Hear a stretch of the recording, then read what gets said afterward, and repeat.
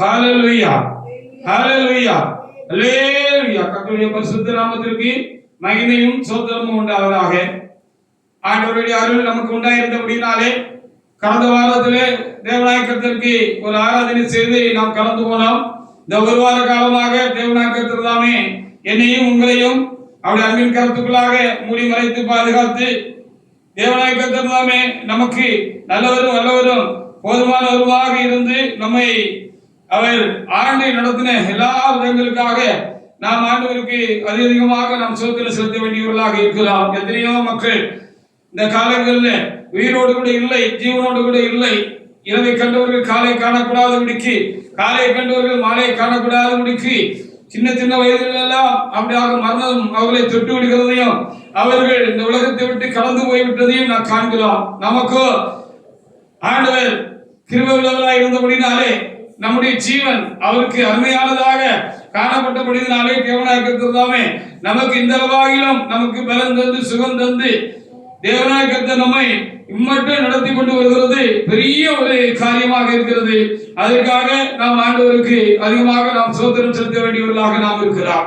அந்த நல்ல கர்த்தருக்கு திரும்பவும் ஒரு பரிசுத்த ஆராதனை செய்ய முடியாத நல்ல ஒரு பாக்கியத்தை தேவனாய கர்த்தர் தாமே எனக்கும் உங்களுக்கும் கூட கொடுத்து திரும்ப சரியானத்துல என்னையும் உங்களையும் தேவனாய கர்த்தர் தாமே கொண்டு வந்து சேர்த்து நமக்கு செய்த எல்லா உபகாரங்களுக்காகவும் நானும் என் ஆண்டவரை நான் ஸ்தோத்திரிக்கிறேன். கடந்த நாட்களில் இந்த நாளுக்குரிய வார்த்தைகளுக்காக நானும் என் தேவனுடைய சமூகத்துல காத்திருந்தது உண்டு. தேவனே, வருகிற இந்த பரிசுத்த நாளுக்கு வேண்டிய நல்ல ஒரு வார்த்தையை தேவனாய கர்த்தர் தாமே நீர் பரத்திலிருந்து தேவரீர் நீர் எங்களுக்கு அனுப்பி தர வேண்டும் நாதா என்று சொல்லி அவருடைய பாதத்திலே நான் விழித்திருந்த நேரங்கள், காத்திருந்த நேரங்களும் உண்டு.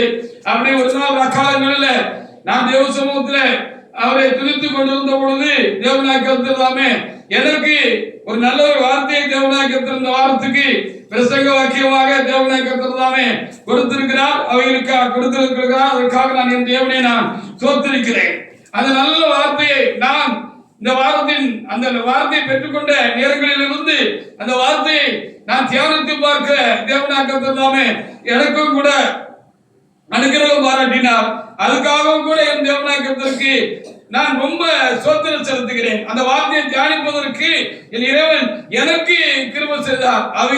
நான் தியானித்த அந்த வார்த்தைகளை உங்களோடு கூட பகிர்ந்து கொள்வதற்கு ஆண்டவர் தாமே, அன்பின் தேவன் தாமே உங்களுக்கும் கூட தயவு பாராட்டுவாராக. இந்த நாளை அந்த நாளில் எனக்கு உள்ளத்துல கர்த்தர் துரைக்க செய்த வார்த்தையானது யோபு புஸ்தகத்துல 13ஆம் அதிகாரத்துல 15வது வசனத்தை கர்த்தர் எனக்கு அன்றைக்கு என் உள்ளத்துல அவர் உணர்த்தின பேசின வார்த்தையாக இருக்கிறது.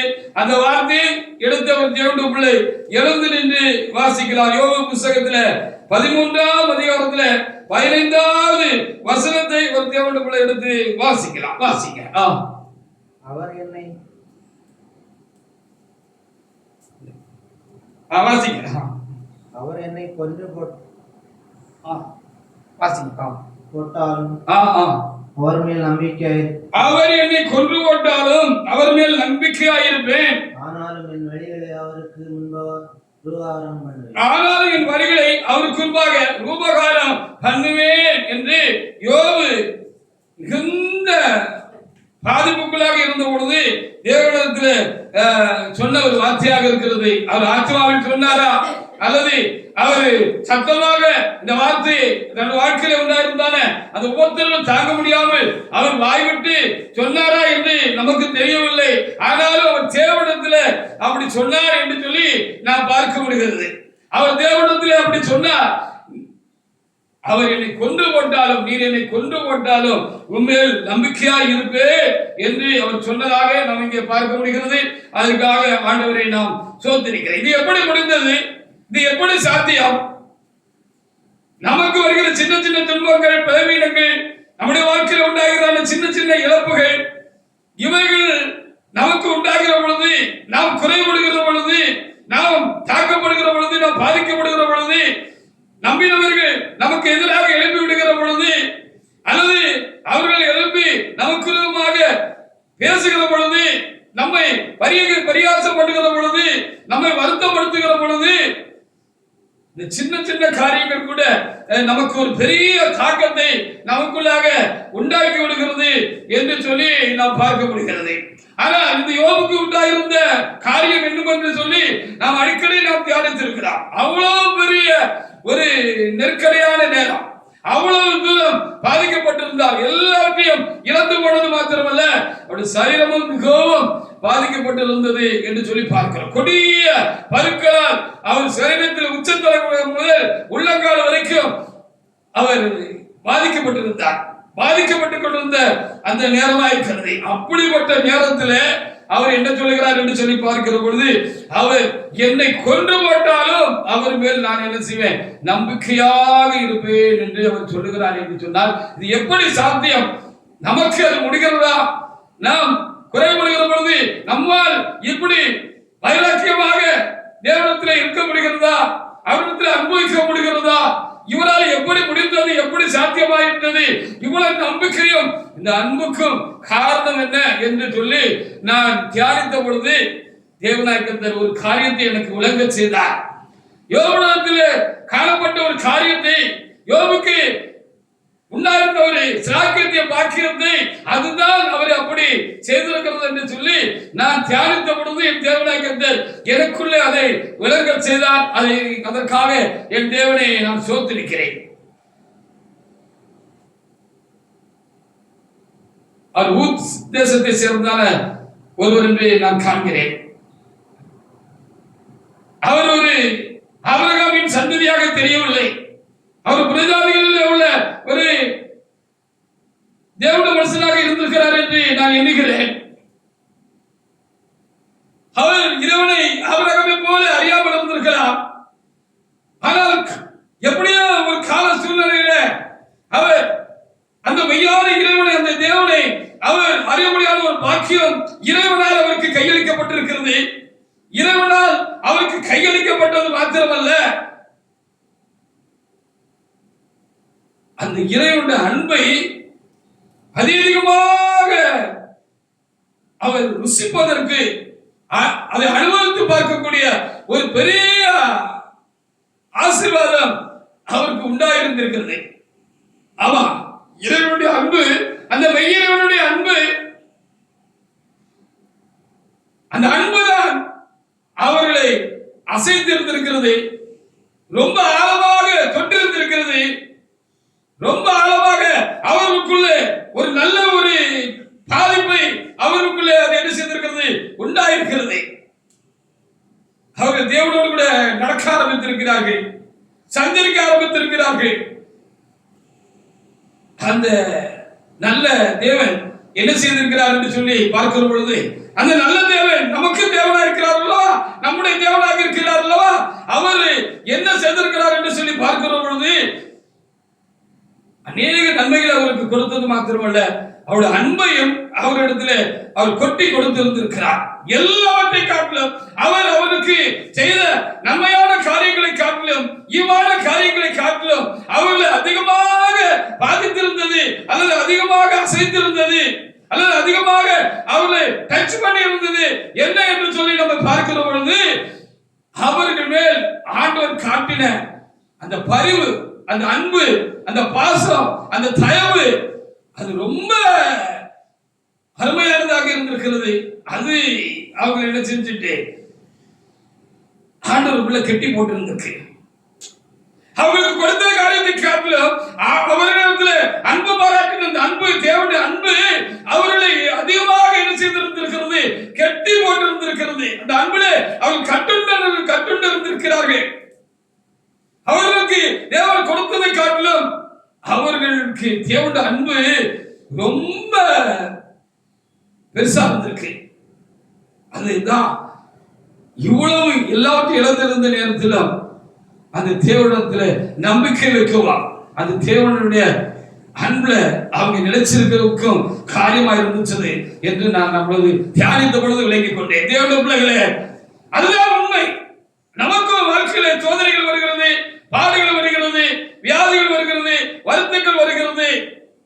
யோபுக்கு வந்தது போல ஒரு மனிதனுக்கு வரவில்லை என்று நாம் வேதாகமத்திலே நாம் பார்க்கிற பொழுது நாம் உணர முடிகிறது. அதுல ஒரு சின்ன ஒரு பகுதிதான் நம்முடைய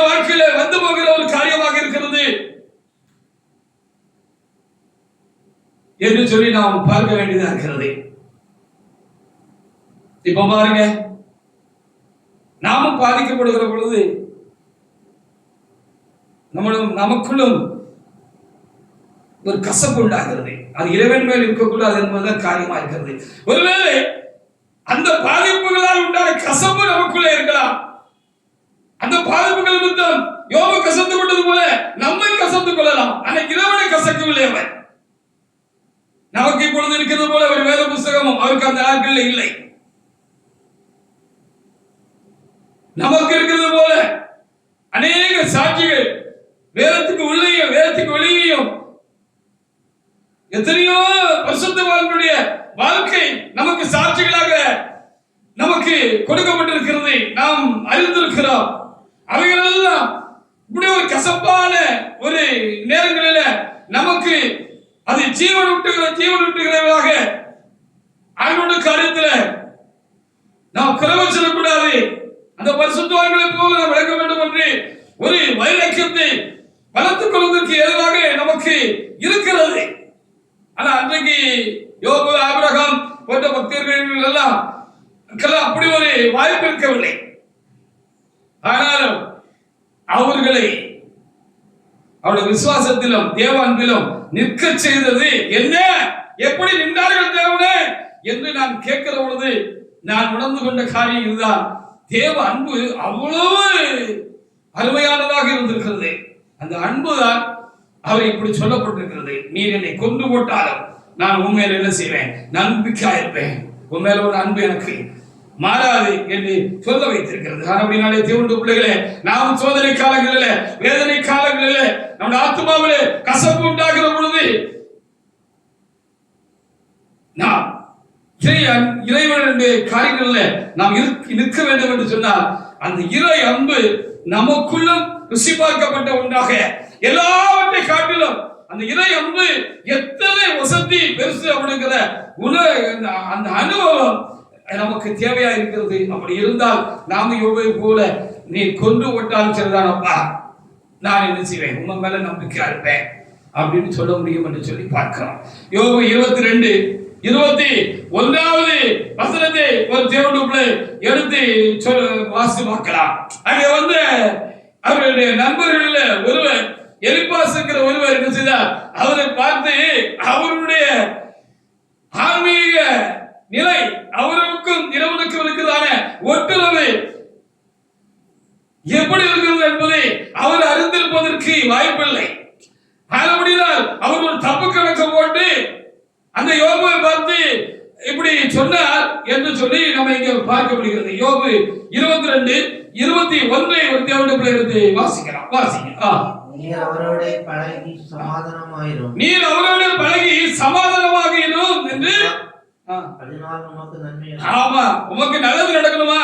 இப்ப ரொம்ப கஷ்ட காலத்தில் இருக்கிறா, எல்லாத்தையும் இழந்து நிற்கிறீரா, உமக்கு இப்படி ஒரு கொடிய நோய் வியாதி உம உச்சத்தலையில இருந்து உள்ளங்கால் வரைக்கும் தாக்கி இருக்குதா? பாக்குறேன். எனக்கு என்ன தோணுது தெரியுமா? நீர் அவரோடு கூட பழகி நீர் எனக்கு சமாதானமாக இருந்து அவர் எந்த அளவுக்கு ஒட்டுறவாக தேவனிடத்தில் இருந்தார். அவர் ஏற்கனவே அவர்கள் பழகி அவர்களுடைய சமாதானமாக ரொம்ப அன்பாக நெருக்கமாக இருந்தார். எல்லாவற்றை காரண தேவ அன்பு அவரை அப்படியே அசைச்சிருந்துச்சு, தொட்டு இருந்துச்சு. அப்படிங்கிற இவர் அறியாம புரியாம அவரை தப்பு கணக்கு போட்டு அவரிடத்துல இவரு இப்படி ஒரு ஆலோசனை சொன்னாரு அப்படின்னு நமக்கு பார்க்க முடிகிறது. தேவனுடைய பிள்ளையே, தேவனோடு கூட நடக்க ஆரம்பித்த அந்த காலங்கள்ல, தேவனை அறிய ஆரம்பித்த அந்த காலங்கள்ல, தேவனை அந்த அறிந்து கொண்டான அந்த காலங்களில் யோபு என்ன செய்திருக்கிறார் என்று சொல்லி நம்ம பார்க்கிற பொழுது அவருடன் ரொம்ப நெருக்கமா பழகி இருந்திருக்கிறார். எல்லாத்தை காட்டு ரொம்ப வசதி அவர் அன்புதாங்கிறது அவர் அனுபவத்தில் இருந்திருக்கு. அதனாலதான் உயிரும் ஊசலாடுகிற ஒரு அனுபவத்தோடு இருந்திருப்பார் போல இருக்கிறது. அவர் அப்படி இந்த வார்த்தையை அவர் ரொம்ப ஆணித்தரமா சொல்லியிருக்கிறார். அது உள்ள இருந்து வந்திருக்கிறது. அதை நம்ம உணர முடிகிறது. நான் உணர்கிறேன். யோபு 8ஆம் அதிகாரத்துல 7வது வசனத்துல இப்படி ஒரு வார்த்தை எழுதப்பட்டிருக்கிறது. வாசி பாருங்க. ஆகையால் நீர் உம்முடைய துவக்கம் அற்பமாய் இருந்தாலும் உம்முடைய முடிவு என்ன செய்யும்? சம்பூர்ணமாக இருக்கும்னு இன்னொரு நண்பன் அவருக்கு ஒரு வார்த்தையை சொன்னாரு. சொல்லிட்டு முன்னே பாத்தீங்கன்னா அவரை குற்றவாளின்னு தீர்த்துட்டு கடைசியில இந்த வார்த்தையை சொன்னார் அப்படின்னு சொல்லி பார்க்கிறார். அதுக்கு மத்தியில இடையில அப்படி சொன்னார். முன்ன பார்த்தா அவர் ஏதோ தீண்டத்தகாத ஒரு மனுஷன் போலுக்கும், அவர் ஏதோ பெரிய பாவி என்றும் பாவம் செய்தவர் என்றும், அதனாலதான் அவருக்கு இப்படி ஒரு பெரிய நஷ்டம், கஷ்டம், இழப்பு அவருக்கு உண்டாயிருக்கிறது என்றும் அவர் தப்பு கணக்கு போட்டு அவர் என்ன செஞ்சார் அப்படின்னு சொல்லி பார்க்கிற பொழுது இடையில அவர் ஒரு நல்ல வார்த்தை சொல்ற மாதிரி நல்ல வார்த்தை சொல்லிக்கிட்டார்.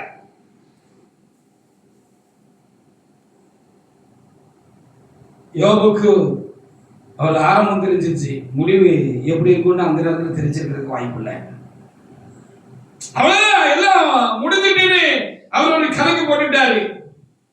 எல்லாம் முடிஞ்சிட்டு ஒரு கணக்கு போட்டுட்டாரு. அவரு ஒரு கணக்கு போட்டுட்டார். யோபு 7ஆம் அதிகாரத்துல 20, 21 வசனங்களை நீங்க எடுத்து வாசி பாருங்க.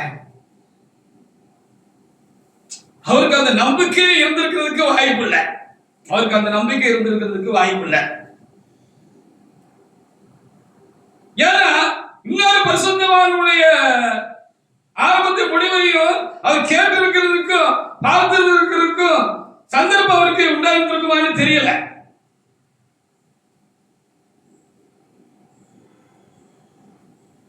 வாசி யோபு 7ஆம் அதிகாரத்துல 20, 21. மண்ணுயிரை காப்பவரே, நான் பாவம் செய்திருந்தேனால் என்ன செய்ய வேண்டியது? எனக்கு தானே பாரமாயிருக்கும்படிக்கு என்னை உமக்கு லக்காக வைத்ததென்ன ஆண்டவரே, என் தேவனே,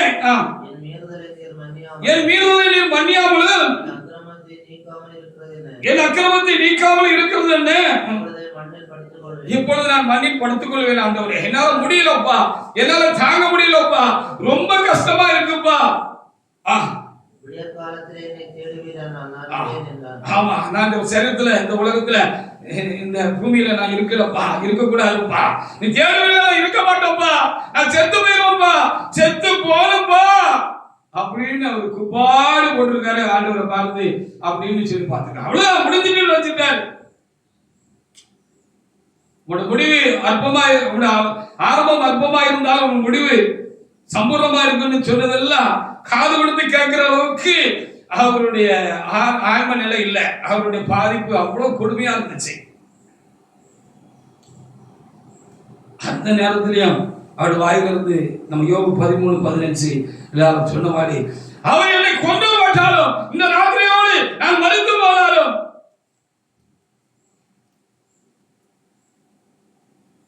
பரவாயில்ல, அவர் அன்பை நான் அனுபவிச்சிருக்கேன், ருசிச்சிருக்கேன். எனக்கு கொடுத்து நான் இழந்த எல்லா காரியத்தை காட்டலாம், என்னை காட்டலாம், எனக்குள்ள இருக்கிற அந்த ஜீவனை காட்டலாம், இந்த வாழ்வை காட்டலாம், அது ரொம்ப பெருசு அப்படின்னு ஒரு அனுபவம் அந்த யோபுக்கு இருந்தது தான் ஒரு பெரிய வாக்கியமா இருக்கு. நாம் என்ன பார்க்க வேண்டியது அது இப்படி சொல்ல வச்சிருச்சு, இப்படி பேச வச்சிருச்சு. காணுவேன் காணுவேன் இயேசுவை நான் காணுவேன், அந்நிய கண்களாலே அல்ல சொந்த கண்ணால் காணுவேன், காணுவேன் காணுவேன் நேசரை நான் காணுவேன், அந்நிய கண்களாலே அல்ல காணுவேன், இயேசுவே மணாலகி என் நம்பிக்கையின் தீபமே, என் ஆசை ஒன்று மாத்திரமே, விண்மீன்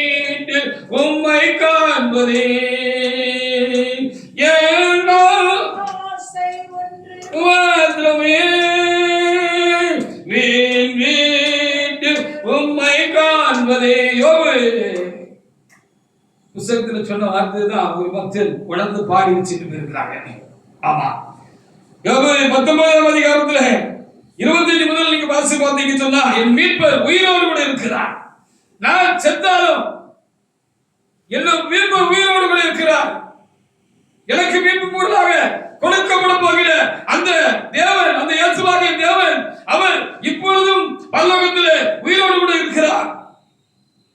நான் செத்து என் மாம்சமெல்லாம் நாரி என் ஜீவன் என்னுடைய தேவனத்தில் போயிட்டாலும் திரும்பவும்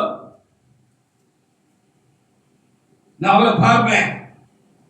அந்நிய கண்கள் சொந்த கண்ணால நான் என்ன செய்வேன், அவரை பார்ப்பேன்னு அவரு இங்க எழுதி வச்சிருக்கிறது தான் ஒரு பக்தர் விசிச்சு பாடிட்டு போயிருக்கிறார். அந்த பக்தனும் யோபு மாதிரி போலுக்கு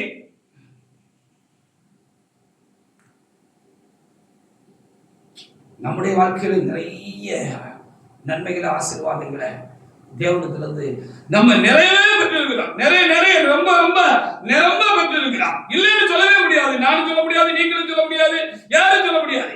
ஆனால் ஏதாவது ஒரு சின்ன ஒரு வழி, ஒரு வேதனை நம்முடைய குடும்பத்தில், நம்முடைய வாழ்க்கையில, நம்முடைய ஊழியர்கள்ல அல்லது நம்முடைய விசுவாச வாழ்க்கையில நமக்கு உண்டாயிருக்கோம் அப்படின்னு சொன்னா,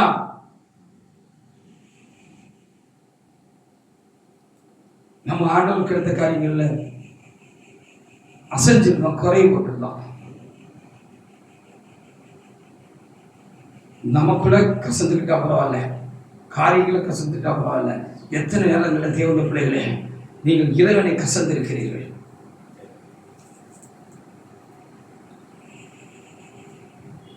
அப்போ இவர்கள் கசந்து கொள்ளவில்லை, தங்களை கசந்து கொண்டார்கள். தங்களுடைய நிலைமையை எண்ணி கசந்து கொண்டாங்க. அப்படிதான் யோபு கசந்து கொண்டார்.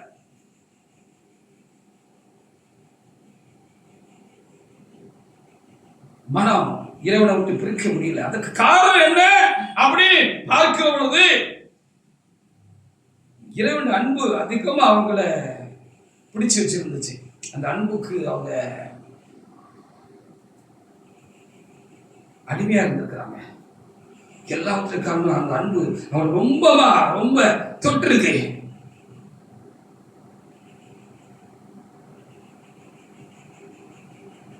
அப்போ அதுதான் ஆரம்பிச்சு முடிவிருந்து நினைக்கிறவன் கட்சியோடு சொல்லியிருக்கிறார். நீங்கள் எல்லாராலும் பகைக்கப்படுவீர்கள்.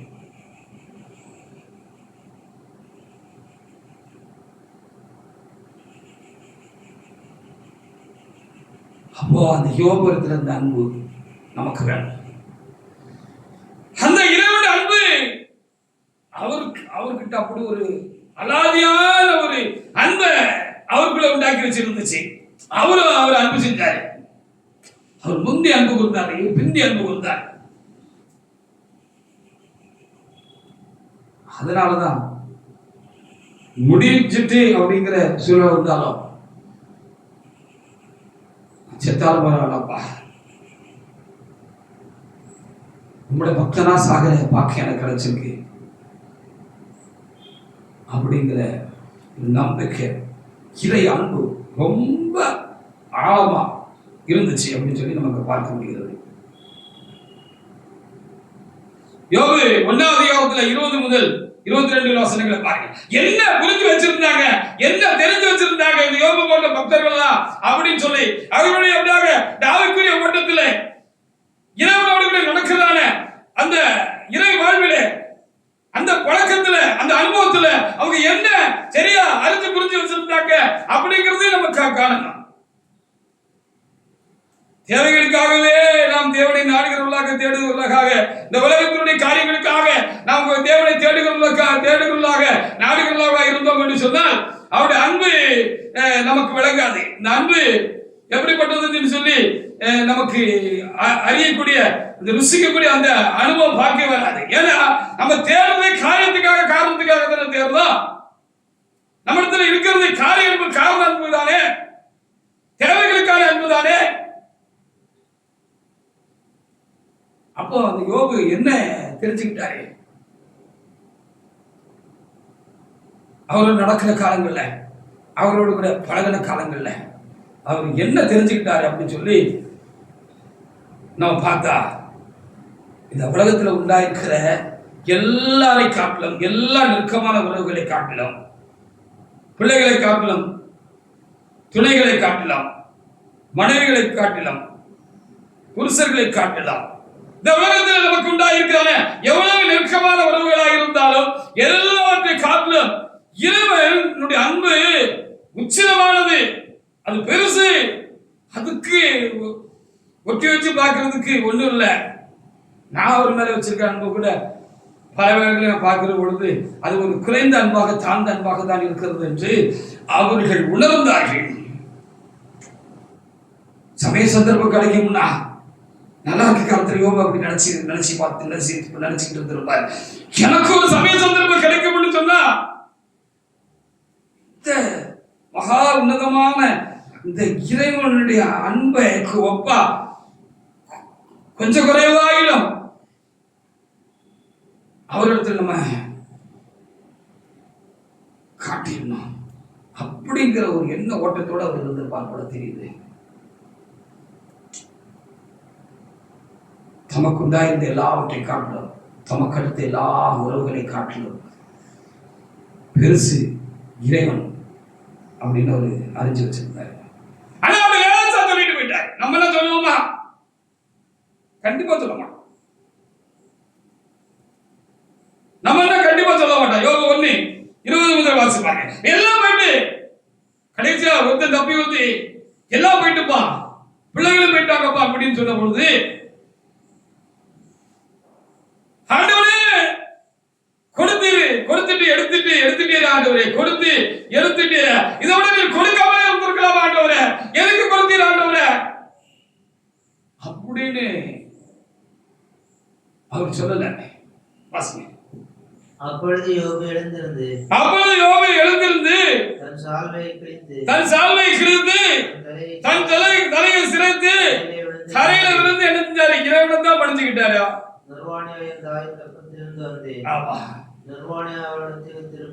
நிர்வாணியாக வந்தப்பா, தாய் வயிற்றுல இருந்து நான் நிர்வாணியாக திரும்புறேன். ஒண்ணு இல்லாம நெருங்கையோட உடனே சமூகத்துக்கு நான் வாரப்பா, நீர் கொடுத்து நீர் கொடுத்து நீர் எல்லாத்தையும் எடுத்துக்கிட்டீங்கப்பா. அப்பா அவரு தன்னை ஸ்டடி பண்ணிக்கிட்டார். அந்த இழப்புகளுடைய சத்தம் அவருடைய சமூகத்துக்கு வந்த பொழுது, அவர் காதுகளுக்கு வந்த பொழுது, இந்த அன்புக்கு பதிலாக நமக்கு ஈடாக என்னவாது செஞ்சிடணுங்கிற அந்த தாக்கம் அவர்களை இருந்திருக்கு. அதுக்கு ஒரு சந்தர்ப்பம் கிடைச்சதாக அவர் எண்ணி ஒரு பக்கத்துல ஒரு அதக்கா, ஒரு பக்கம் துக்கம் ஜாஸ்தியா இருந்தாலும் ரொம்ப வேதனையா இருந்திருக்கு தானே.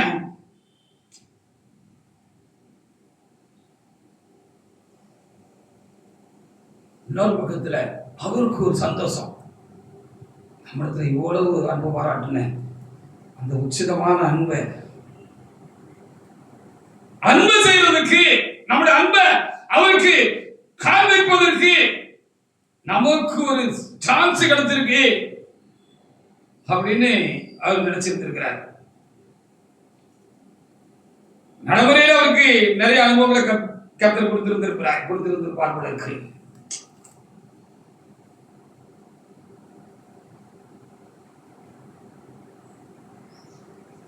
கொண்டு வந்தால் தாய், கொண்டு வந்தாலும் கொண்டு வராவிட்டாலும் கொண்டு அப்படின்னு ஒரு நிறைய காரியங்களா உண்டு.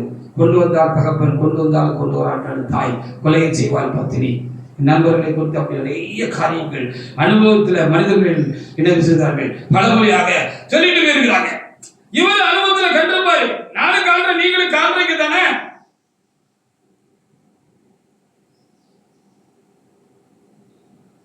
இப்படி ஒரு அப்படி அனுபவம் அவர் வாழ்க்கையில் உண்டாயிருந்ததுனால, அப்படி அனுபவம் உண்டானால்தான் நமக்கு தெரியும் இறைவனுடைய அன்பு எல்லாத்தை காட்டிலும் பெருசு சக்தி அப்படிங்கிறது. இறை அன்பு யோபு 2:7 முதல் வாசி பாருங்க. யோபு 2:7 முதல். அப்பொழுது சாத்தான் கர்த்தருடைய சன்னதியை விட்டு புறப்பட்டு யோபின் உள்ளங்கால் தொடங்கி அவன் உச்சந்தலை மட்டும் கொடிய பற்களால் அவனை வாதித்தான். வாசிக்கலாம். தொடர்ந்து வாசிங்க. அவன் ஒரு ஓட்டை எடுத்து தன்னை சுரண்டி கொண்டு சாம்பலில் உட்கார்ந்தான். ஆமா, அப்படி பரிதாபமான நிலைமை. சரி, எல்லாம் போயிட்டு அந்த ஆண்டவரிடத்துல இருந்து திரும்பவும் நம்ம என்ன செஞ்சுக்கலாம், இழந்ததை பெற்றுக்கொள்ளலாம் அப்படிங்கிற ஒரு சின்ன நம்பிக்கை அவருக்கு இருந்திருக்கிறதுக்கு வாய்ப்பு இருக்கு. அதுலயும் சாத்தான் மண்ணெண்ணி போட்டான். நம்மளும் தப்பி பிழைக்க மாட்டோமாங்கிற மாதிரி அவருக்கு ஒரு கொடிய வியாதி. அவர் மனம் இறைவனை கசக்கவில்லை. இங்க சாத்தான் சொல்றது போல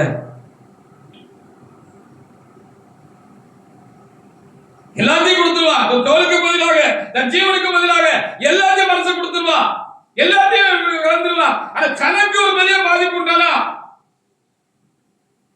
அப்போ கண்டிப்பா தூசிச்சிருவான் அப்படின்னு சவால் விட்ட காரியாது.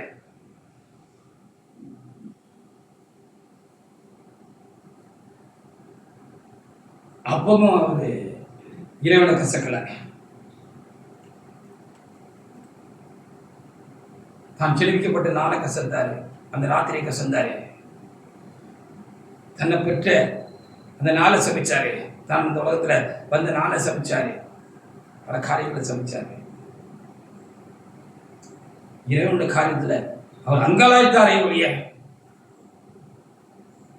உள்ளுக்குள்ள அவரை கசக்கல, முடியல.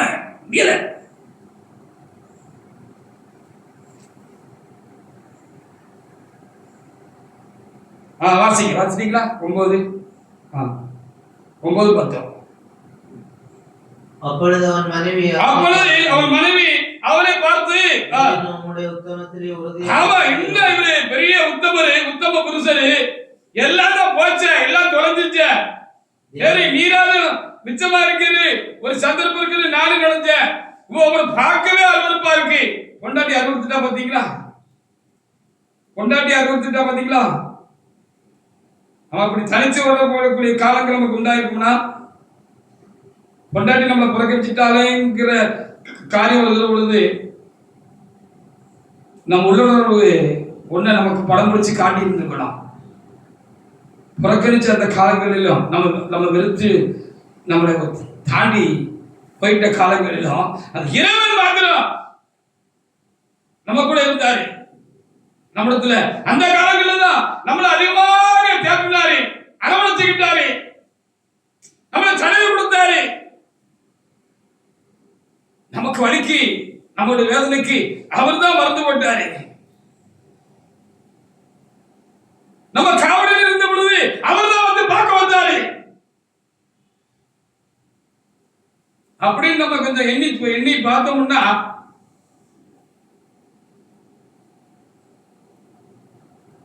அந்த உறவெல்லாம் பெருசா தெரியாது. அப்படிதானே அவர் நினைச்சிருப்பாரு? அப்படிதானே அவர் நினைச்சிருக்கிறதுக்கு வாய்ப்பு இருக்கு. என்ன சொன்னாங்க? என்ன இருக்கு? 10 வாசிட்டீங்களா? மனைவி என்ன சொன்னாங்க? தேவனை துசித்து ஜீவனை விடும் என்றார். ஆமையா இருந்தது போது சாவுமையா அப்படின்னு சொல்லிட்டாங்க. அதற்கு அவன், நீ பைத்தியக்காரி பேசுகிறது போல பேசுகிறாய். ஆமா, தேவன் கையிலே நன்மையை பெற்றதாம், தீமையை பெற வேண்டாமோ என்றான். திருப்பி அன்பு செய்யறதுக்கு ஒரு சந்தர்ப்பம் கிடைச்சிருக்கு மகளே. அது ஒரு பாக்கியமா எண்ணி எப்படியாவது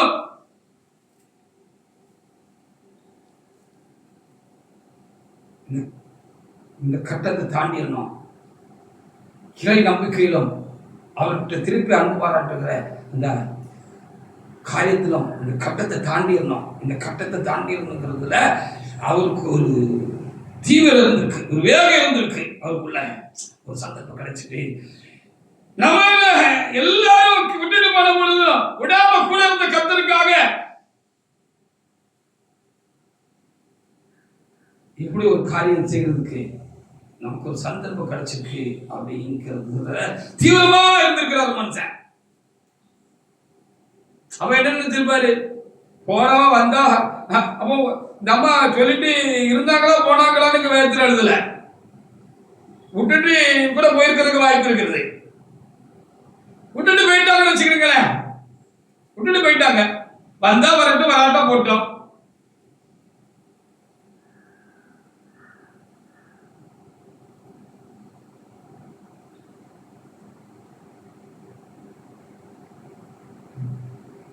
எது இருந்தாலும் சரிதான், இல்லாட்டாலும் சரிதான், வந்தாலும் சரிதான், வரட்டாலும் சரிதான். யோபு தனக்குள்ள முடிச்சுக்கிட்டது கூட நம்முடைய ஜீவனே போகிறதா இருந்தாலும் சரிதான், நம்ம எதிர்பார்க்கிறதுபடி நடக்காம போனாலும் சரிதான்,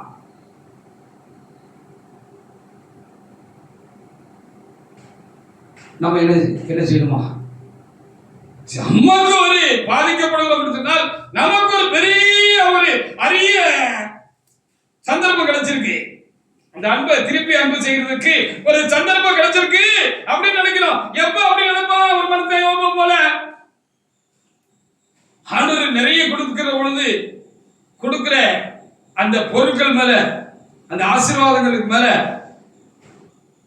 மனசு வைக்காதபடி, அந்த ஆசீர்வாதங்களுக்காக பார்க்காதபடிக்கு அந்த தேவன் நமக்கு கொடுத்த இந்த உலக நன்மையினால் உண்டாயிருக்கிற கனம், பேரு, புகழ், மகிமை, பதவி, பவுசு இவைகள் மேல அதிகமாக ஆவலாக நாம் பறக்காதபடிக்கு அவையெல்லாம் இருந்தாலும்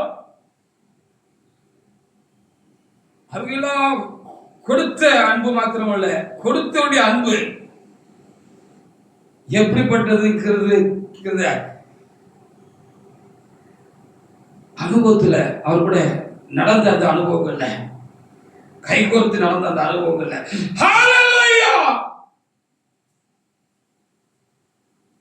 நமக்குள்ள அந்த பாக்கியம் உண்டாயிருந்தால்தான்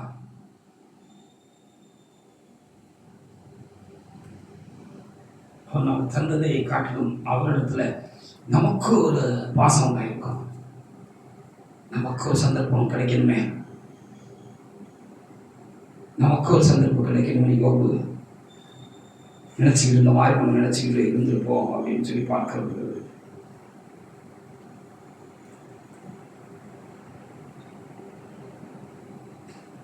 எல்லாரும் வைத்திருந்த அன்பை காட்டிலும் ஆண்டவர் நம்ம மேல வச்சிருந்த அன்பு ரொம்ப பெருசு அப்படின்னு இவங்களுடைய தேவனுடைய பக்தர்கள் அறிஞ்சு புரிஞ்சு வச்சிருந்தாங்க. அவ்வளவு பெரிய பேரடி அவங்க வாழ்க்கையில உண்டாயிருந்த போதுதான்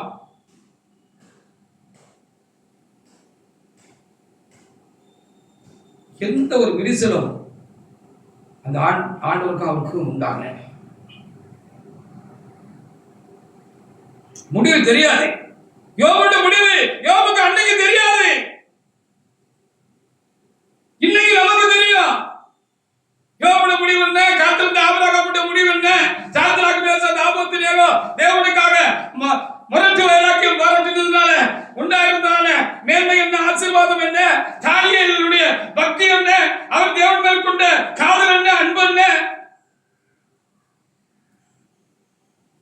இந்த தாவீதுடைய வைராக்கியம் பக்தி என்ன, அவர்களுடைய ஆசீர்வாதங்கள் என்ன, அவருடைய முடிவு என்ன, நிறைவு என்ன, இன்னைக்கு நமக்கு தெரியும்.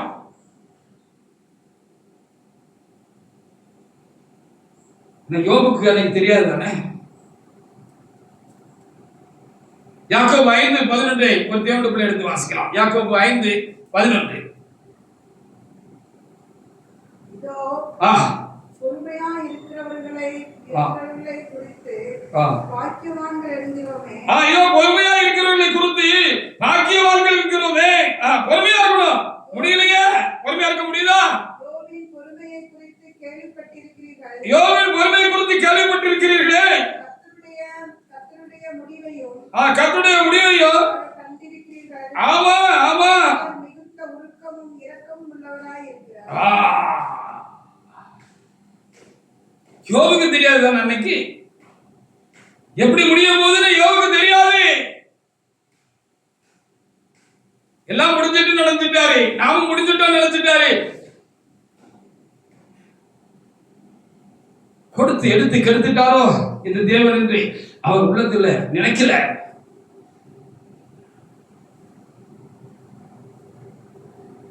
அப்போ எல்லாத்த காட்டிலும் அவங்களுக்கு முன்னால பெருசா இருந்தது தெரிஞ்சது எதுன்னு சொன்னா அந்த இறைவனுடைய ஆழமான அன்புதான். இறைவன் அன்பாகவே இருக்கிறான் சொல்லுகிறது அந்த அன்புதான். அது நமக்கும் நடந்துகிட்டு இருக்கிற இந்த காலங்கள்ல, நடந்து வந்த இந்த காலங்கள்ல அது நமக்கு கொஞ்சமாவது விளங்கி இருக்கும் அப்படின்னு சொன்னா என்ன நாளும் நடக்கட்டும், என்ன வேணாலும் போட்டு இருக்கட்டும், வரட்டும், வராம போட்டா போடுவேன், வரவே வேண்டாம். ஐயா இழந்ததெல்லாம் யோபு திரும்ப பட்டாரு, திரும்ப வரவே வேண்டாம்.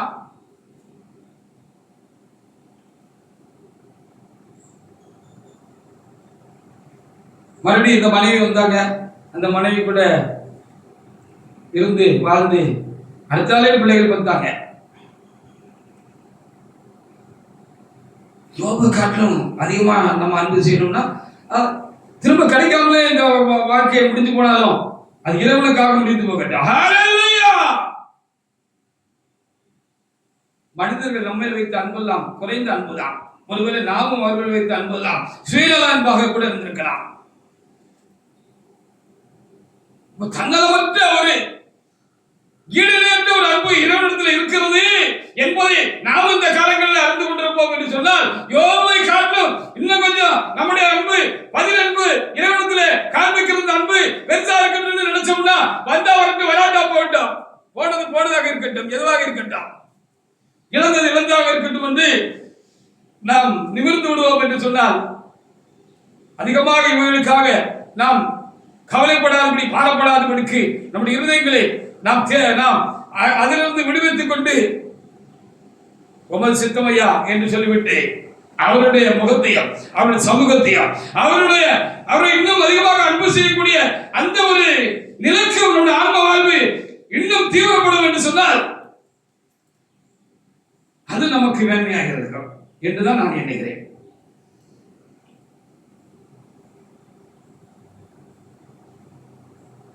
இறைவன் நல்லவர், எல்லாவற்றையும் அதே காலத்தில் நேர்த்தியாக செய்கிறவர்.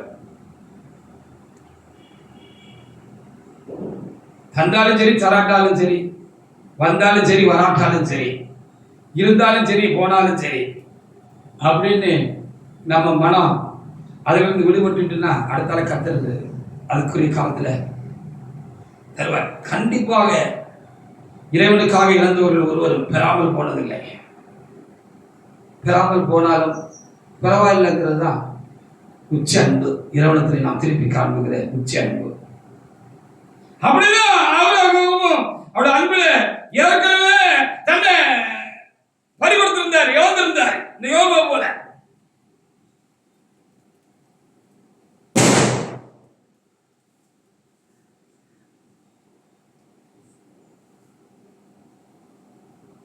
ஆதியாகமம் 12:14-15. இன்னொரு ஆதியாகமம் 13:14 முதல் 18 வரைக்குள்ள வசனங்களை எடுத்து வச்சுக்கலாம். ஆபிரகாம் எகிப்திலே வந்தபோது எகிப்தியர் அந்த ஸ்திரீயை அந்த ஸ்திரீ மிகவும் அழகுள்ளவள் என்று கண்டு பார்வோனுடைய பிரபுக்களும் அவளை கண்டு பார்வோனுக்கு முன்பாக அவளை புகழ்ந்தார்கள். அப்பொழுது அந்த ஸ்திரீ பார்வோனுடைய அரண்மனைக்கு கொண்டு போகப்பட்டாள் என்றும் வாசிங்க சாட்சி எடுத்த வாசிங்க 18 வாசிங்க. அப்பொழுது பார்வோன் ஆபிரகாமை அழைத்து, நீ எனக்கு இப்படி செய்தாய், ஏன் இப்படி செய்தாய்? இவள் உன் மனைவி என்று நீ எனக்கு அறியாமல் என்ன? இவளை உன் சகோதரி என்று நீ சொல்லுவது என்ன? இவளை நான் எனக்கு மனைவியாக்கி கொண்டிருப்பேனே. இதோ உன் மனைவி. அவருக்கு தன்னுடைய மனைவின்னு கூட சொல்ல முடியாத ஒரு இக்கட்டான நிலைமை அப்படின்னு சொல்லி இங்க நம்ம என்ன செய்யப்படுகிறது, நம்ம பார்க்க முடிகிறது.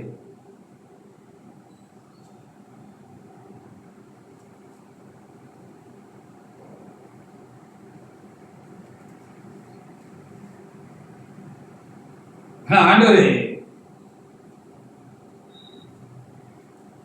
அவர் மனைவியை தொடவில்லை.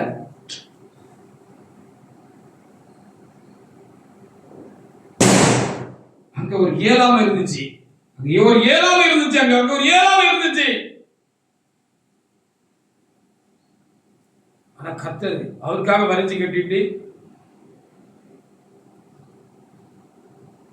அங்க பார்வனத்துல போனாரு அப்படின்னு சொல்லப்படுது. இந்த அன்பை பார்த்தாரு. இப்படி அவருடைய வாழ்க்கையில நிறைய காரியங்கள் உண்டாயிருந்தது. 11ஆம் அதிகாரத்துல 14 முதல் சில வசனங்களை நம்ம இங்க வாசிக்கிற பொழுது அவர் வந்து விலகி போயிட்டாரு.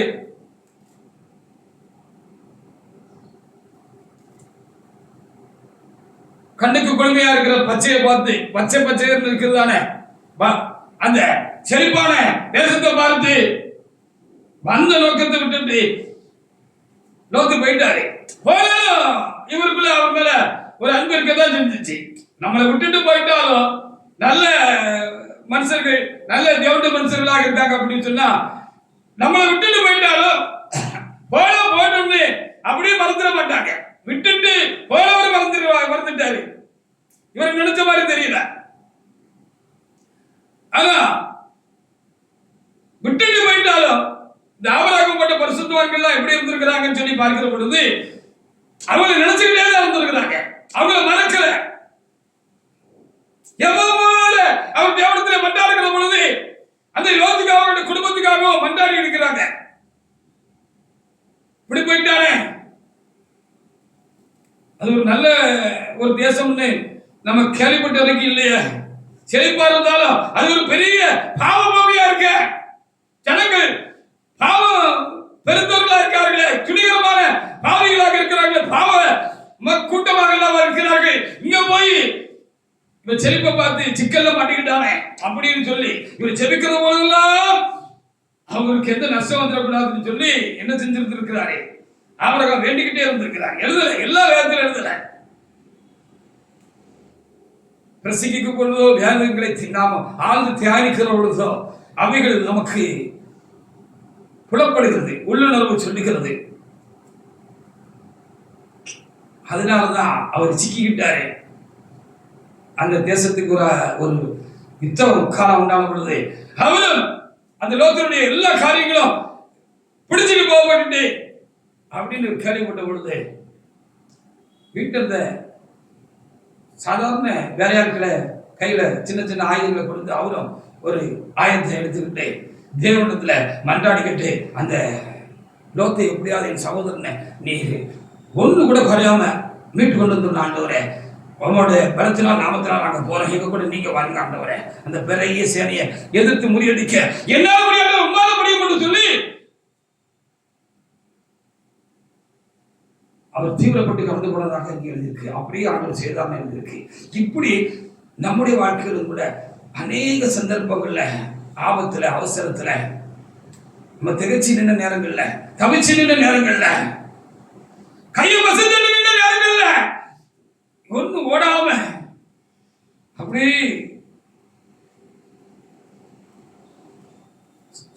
அப்படி நின்றுகிட்டு இருந்த நேரத்துல என்ன செய்யறதுன்னு வளர்க்காம நின்ற அநேக வேலைகள்ல இந்த தேவன் நமக்காக பரிதவித்து நமக்கு செய்தது அவன் எவ்வளவு அன்பான தேவன் என்பதை நம்ம மேல எவ்வளவு அன்பு வச்சிருந்தாரு நம்மளுடைய ஒரு இடத்துலையும் அப்படிங்கிறதெல்லாம் நமக்கு விளங்குற நேரங்கள் இருக்கும் இல்லையா? நன்றியுள்ள இருதயம் உள்ளவன், இருதயம் உள்ளவன், மனசு உள்ளவன், நன்றி உள்ளவன் அதை மறக்க மாட்டான், மறக்க கூட.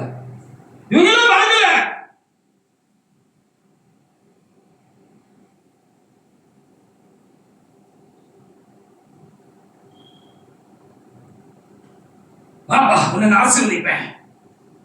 ஏ வா ஆபிரகாமே, நீ வா, நான் உன்னை ஆசீர்வதிப்பேன் அப்படின்னு கையை பிடிச்சு கூட்டிட்டு வந்தாரு. அந்த பிடிச்ச முடியல அவருடைய வார்த்தையில இருந்த அந்த கனிவும் அந்த அன்பும் தான் எல்லாத்தையும் விட்டுட்டு வர வச்சுச்சு. ஆபிரகாம் நான் எண்ணுறேன், தகப்பனை, தாய, சொந்த பந்தங்களை, உறவுகளை, சொந்த ஜென்ம தேசத்தை, மகங்களை, உறவுகளை எல்லாத்தையும் விட்டுட்டு வர வச்சதுன்னு நினைக்கிறேன். இந்த முதல் அனுபவமே அந்த அவரை கையை பிடிச்ச அவரோட பேசின அந்த அனுபவமே, அது இறைவன் அன்பு ரொம்ப இருந்திருக்கு. இறைவன் அன்பை வார்த்தையினால நமக்குள்ள உண்டான அந்த அனுபவத்தினுடைய மிகுதிய வார்த்தைகளால ஒரு சொல்லி அது அப்படி எடுத்து வைக்க முடியாது, படம் போட்டு காட்ட முடியாது. அப்படி ஒரு சூழல் உண்டாயிருந்திருக்கு. வந்தாரு, 75 வந்தாரு, 99 ஆயிற்று. இந்த நம்பிக்கையே அற்று போயிட்டு அவருடைய வாழ்க்கையில அப்படின்னு சொல்லி நம்ம பார்க்கிறோம். வந்தா தாராரு கரெக்டா இருக்காரு, வந்தா வருது வராம இருக்கட்டும், இதுதான் நான் சொன்னேன். வந்தா வருது வராதா இருக்கட்டும்.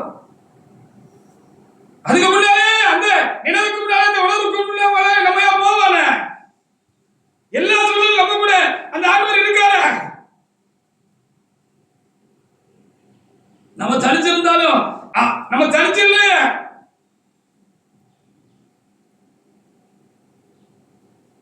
ஆதியாகமம் 15:1 முதல் 3 வசனங்களை வாசிக்கிறான். ஆதியாகமம் 15:1 முதல் 3 வரைக்குள்ள வசனங்கள்.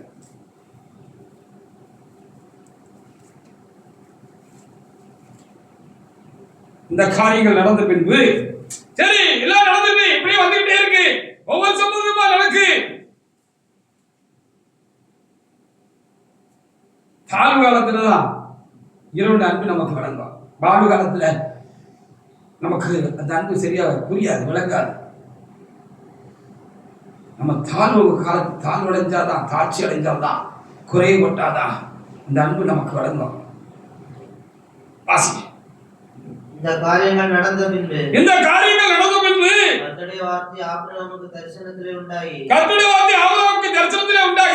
அவர் ஆபிரகாமே, நீ பயப்படாதே, நான் உனக்கு கேடகமும் உனக்கு பெரிய பலனுமாய் இருக்கிறேன். ஆமாண்டவரே, அது நான் நடைமுறையில் பார்த்துட்டு தானே இருக்கேன்னு அவருக்குள்ள குளிச்சிருப்பாரு, வலிச்சிருப்பாரு ஆண்டவரே. அப்படி சொல்லப்படுது. அதற்கு ஆபிரகாம், ஆமா கர்த்தராகிய ஆண்டவரே, அடியேனுக்கு என்ன தருவீர்? நான் பிள்ளை இல்லாமல் இருக்கிறேனே. ஆமா, நமஸ்கூராகிய இந்த எலியாசர் விசாரணைக்காரனாய் இருக்கிறானே. காலம் கடந்து போகிற பொழுது நம்பிக்கை குறைவு உண்டாகி இருக்கிறதுக்கு வாய்ப்பு இருக்கிறது.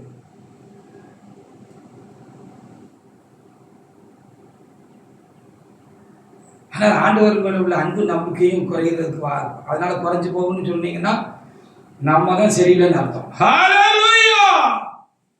நினைச்சுக்கோங்க, ஆபிரகாம் நினைச்சுக்கோங்க, பதிலன்பு செய்ததானே பரிசுத்தவான்களை நினைச்சுக்கோங்க. பைபிளில் உள்ளவர்களை மாத்திரமல்ல, இந்த 2000 ஆண்டுகள்ல கடந்து போன பரிசுத்தவான்களுடைய சரிதைகள் எல்லாம் நம்ம வாசிக்கிறோமே, கேட்கிறோமே, படிக்கிறோமே, அவங்களெல்லாம் நினைச்சுக்கோங்க. அவர்கள் ஆண்டவரிடத்திலிருந்து எதையும் பெரிதாக எதிர்பார்க்கவில்லை. இவரோட அன்புதான் அவங்களுக்கு பெரிய எதிர்பார்ப்பாக இருந்தது. அதுதான் அவங்களை தொட்டு இருந்துச்சு. வாசிங்க. அதற்கு ஆபிரகாம், கர்த்தராகிய ஆண்டவரே, அடியேனுக்கு என்ன தருவீர்? ஆமா, நான் பிள்ளை இல்லாமல் இருக்கிறேனே. நமஸ்கூரானாகிய இந்த எலியாசரனை என் வீட்டு விசாரணைக்காரனாய் இருக்கிறானே என்றார். அப்படி இல்லப்பாரு,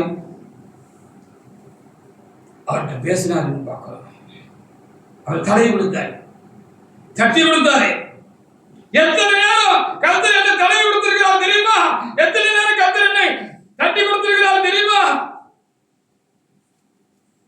அவருடைய பரிசம் எத்தனை நேரம் இந்த வழிகளை மறக்க செய்திருக்கு தெரியுமா? மனிதர்கள், உறவுகள் காயத்தை பெருசாக்கி ஆக்கிற நேரங்கள் தான் நிறைய.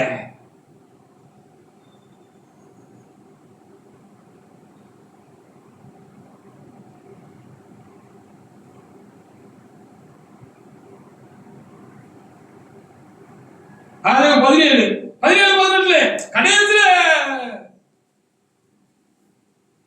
அவ்வளவுதான் அப்படிங்கிற நிலைமை வந்துட்டு, அதற்காக இறைவனை அவர் அன்பு செய்கிறதுல அவரு குறைச்சி போல.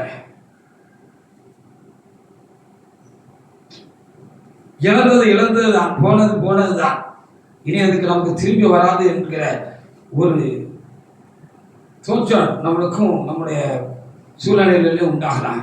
போனால் போகட்டும், திரும்பி வந்தாலும் இறைவனோடு கூட தனித்திருந்த இறைவன் நம்மோடு கூட சேர்ந்திருந்த, நம்மை ஆற்றின, நம்மை தேற்றின, நம்மை அரவணைத்துக் கொண்ட, நம்மை பராமரித்த, நம்மிடத்திலே அன்பு காட்டின,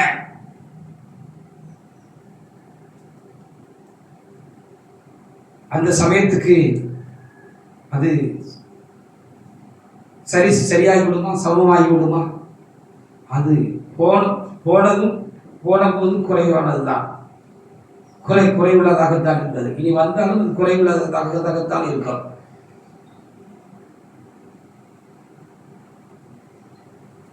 இறைவனுடைய அன்பை போல அது நிறைவுள்ளதாக இருக்கிறதுக்கு வாய்ப்பு இல்லை. ஏதோ ஒரு எதிர்பார்ப்போடு மனித உறவுகள் இருக்கிறது. நாமும் அப்படித்தான், ஏதோ ஒரு எதிர்பார்ப்புகளால் தான் நாம் சில காரியங்களை உறவுகளிடத்திலே நாம் பார்க்கிறோம், உறவுகளை பார்க்கிறோம், விரும்புகிறோம். வாசிக்க 17 போயிட்டோம். அப்பொழுது ஆபிரகாம் முகம் குப்புற விழுந்து நகைத்து,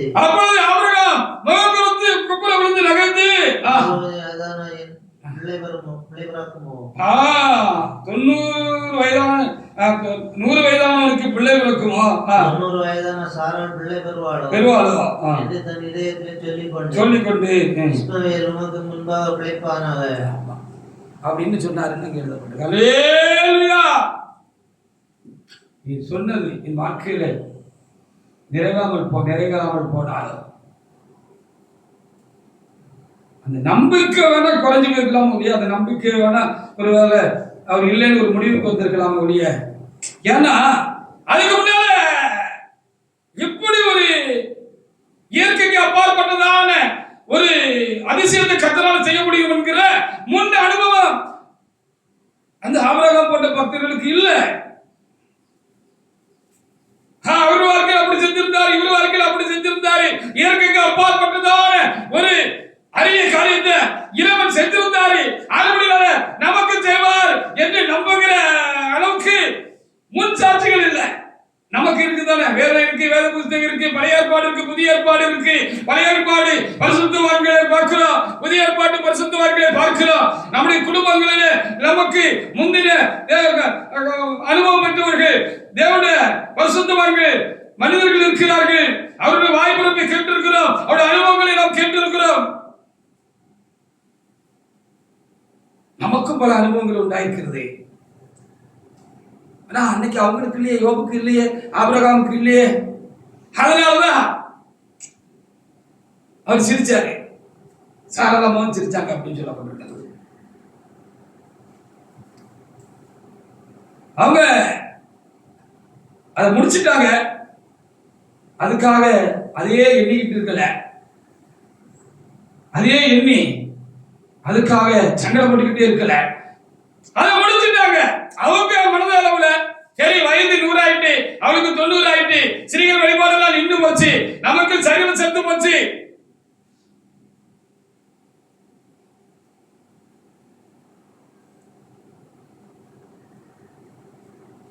அப்படின்னு ஒரு நிலை அவளுக்கு உண்டான முன் அனுபவங்கள் அவளுக்கு இல்லை.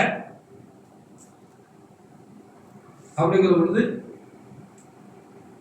அதை முடிச்சுட்டு அதை விட்டு வெளியில வந்துட்டாங்க. அங்கேயே குமைச்சுக்கிட்டு இருக்கிற தேவனுடைய பிள்ளைகளை தெளிவாக இருக்கிற ஒரு வாழ்க்கையில நம்பிக்கை இருக்க போகலாம்,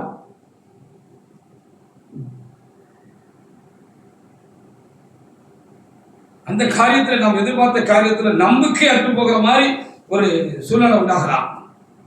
கண்டிப்பா நடக்குன்னு தேடுறதுக்கு நமக்கு ஆபிரகாம் உண்டு, யோபு உண்டு, பல பரிசுத்தவான்கள் உண்டு. முடிச்சா அந்த சாட்சிகளோட பலத்தை உறுதியாக பிடிச்சுக்கலாம். இறைவனுடைய மற்றவர்கள் செய்த காரியங்களை நம்ம உறுதியாக பிடிச்சுக்கலாம். இல்லைன்னா அதிலே உழைக்கிட்டு இருக்கக்கூடாது. நடந்தா நடக்கட்டா போட்டோம் அப்படின்னு அப்படி ஓரமாக தூக்கி வச்சுட்டு இறைவனை அன்பு செய்ய நாம் தீவிரப்பட வேண்டியதான்.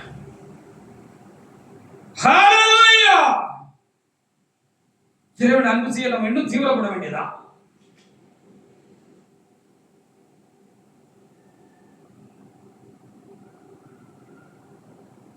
அதை இழக்கிறது காட்டணும், வேற எல்லாத்தையும் இழந்துடலாம், எதையும் இழந்துடலாம்.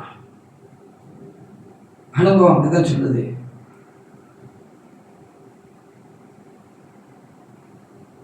இன்னைக்கு தேவனுடைய பிள்ளையை ஒரு சிலர் தான் நாம் இங்கிருந்து ஆராதனை செய்கிறோம். காலையில் கடுமையான மழையா இருந்துச்சு. ஒரு பக்கம் நான் வேண்டிக் கொண்டேன், வருகிற இந்த தேவனுடைய பிள்ளைகளும் வரணும் ஆண்டவரே, இந்த மழையை நீங்க நிறுத்தணும்னு ஜெபம் பண்ணிக்கிட்டேன்.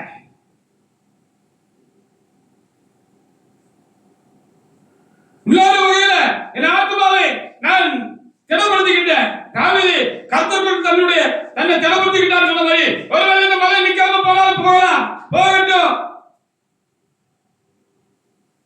அதனால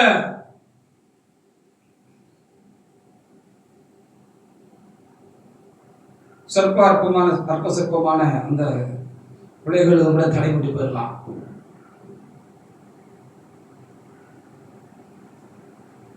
எனக்குள்ளே நான் என்னை நிமிர்த்திக்கிட்டேன். என்னை நான் அவராக நிமிர்த்திக்கிட்டேன். யார் வந்தாலும் சரி, வராவிட்டாலும் சரி, மழை நின்றாலும் சரி, நிற்காவிட்டாலும் சரி, ஹல்லேலூயா. இந்த அனுபவம் வருங்காலங்களில் நமக்கு ஒருவேளை உண்டாயிருக்கலாம் அல்லவா? அப்படி உண்டாயிருக்கிறதுக்கு இன்னைக்கு என்ன செய்யலாம்? இது ஒரு வெள்ளோட்டம் அப்படி நம்ம வச்சுக்கிடுவோம். அப்படியே ஒரு சூழ்நிலை நமக்கு இனி வருங்காலங்களில் உண்டாக முடியாத சத்துரு சதி பண்ணினாலும் அப்பொழுது என் தேவனுக்கு செய்கிற ஆராதனையை நான் உண்மையாக செய்வேன். அன்போடு கூட அந்த ஆராதனை செய்வேன், ஆவியோடும் உண்மையோடும் அந்த ஆராதனை செய்வேன். அது இன்றைக்கு அது வெள்ளோட்டமாக இருந்து விட்டு போகட்டும் என்று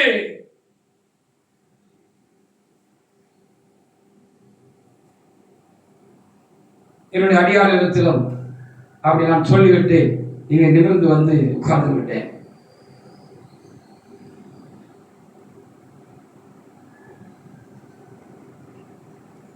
எல்லாம் சூன்யமாய் போனாலும் என்னுடைய மனம் சூன்யமாகிறதில்லை. ஏனென்று சொன்னார், அங்கே என்னுடைய இறைவன் இருக்கிறார், அவர் என்னோடு கூடவே இருக்கிறார், எனக்குள்ளாகவே இருக்கிறார். யாருக்கு வழங்கினார் வழங்காட்டலாம், அது எனக்கு வழங்குது. ஹல்லேலூயா. அவர் இல்லாம போனாதான் ஒரு மனிதனுடைய வாழ்க்கை சூன்யம். எல்லாம் போனாலும் சூன்யம் இல்லை. அவர் கடந்து போய்விட்டால் தான் சூன்யம். அவர் லேசில கடந்து போக மாட்டார். நம்ம தான் பல வேளைகள் அவரை விட்டுட்டு தாண்டி போறோம்.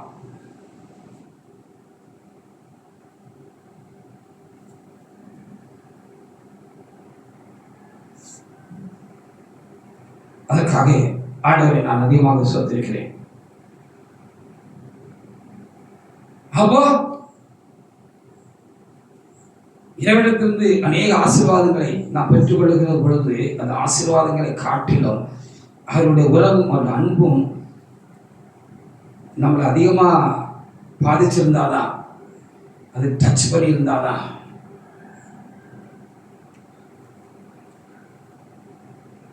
இந்த சூழ்நிலையிலும் யோபை போல நாம் என்ன செய்ய முடியும்? இப்படி சொல்ல முடியும், அவர் என்னை கொண்டு போட்டாலும் அவர் மேல் நம்பிக்கையா இருப்பேன். ஏன்னு சொன்னார், அவருடைய அன்பு பெறுது அப்படிங்கிற உணர்வு தான் இப்படி இருக்க செய்யும். ஆபிரகாமை போல, யோபை போல சொல்லிக்கிட்டே போகலாம். நிறைய பரிசுத்த வாழ்க்கையை சொல்லிக்கிட்டே போகலாம். சமயங்கள் இல்லை. நாம் எல்லாவற்றையும் இழக்க வேண்டிய காலகட்டம் சூழ்நிலை வந்தாலும், எல்லாம் நம்மளை விட்டு தாண்டி போய்விட்டாலும், இனி நம்பிக்கைக்கு எதுவும் இருக்கிற ஒரு நிலைக்கு நாம் தள்ளப்பட்டாலும், அந்த இறைவனுக்காக எல்லாவற்றையும் கடந்து போவது தான் அவருக்கு செய்கிற பதில் அன்பு என்பதை நாம் உணர்ந்து நம்ம ஆத்மாவை அப்படி நம்ம ஸ்டடி பண்ணி கொள்ள வேண்டும் என்பதுதான் இந்த நாளிலே இந்த யோபு புத்தகம் 13:15 கர்த்தர் நமக்கு சொல்லும் செய்தியாக இருக்கிறது. வரும் போகும், போகும் வரும், போனது வராமலே போகும். இதுவா சிந்தனை, இதுவா நம்முடைய வாழ்க்கை? இறைவனே என்னுடைய சிந்தனை, இறைவனே என்னுடைய தியானம், இறைவனே என்னுடைய காரியம்.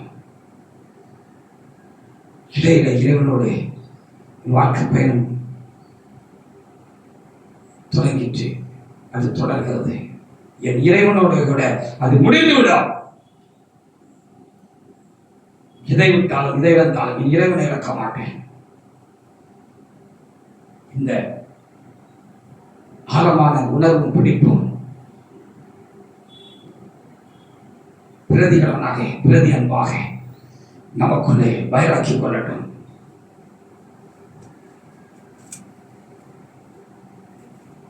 அவர் நம்மை கொண்டு போட்டாலும் போடட்டும். நாம் அவர்கள் ஒரு ஆழமான காதலும் அன்பும் தீவிரமான பற்றும் நம்பிக்கை உடையவராக இருப்போம். கர்த்தர் இந்த வார்த்தைகளை ஆசீர்வதிப்பாராக. ஆமென்.